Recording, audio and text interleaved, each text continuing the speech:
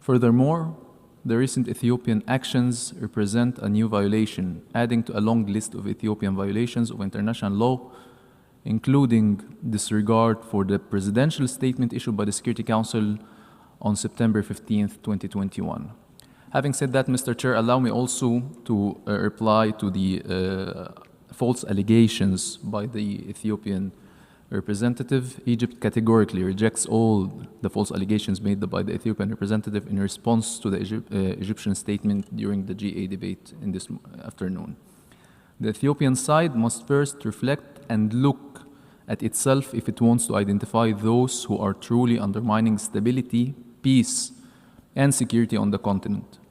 Ethiopia is the one that signed a Memorandum of Understanding that threatens the unity and sovereignty of Somalia, a sister African state, by recognizing a secession of its territorial integrity.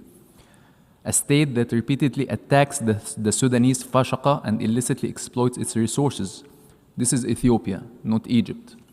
A state whose forces were rooted out of UNISFA peacekeeping mission. This is Ethiopia, not Egypt. A state that waged a war against Eritrea and sieged it for years and still threatens it by a new war to achieve its delusions of access to sea.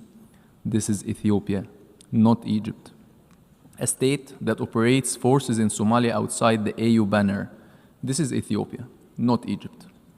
Ethiopia, which violates the established rules of international law and disregards the established African principle of sanctity of borders, believes it can control the Nile waters and deprive the downstream countries, Egypt and Sudan, of their historical right to the river's waters.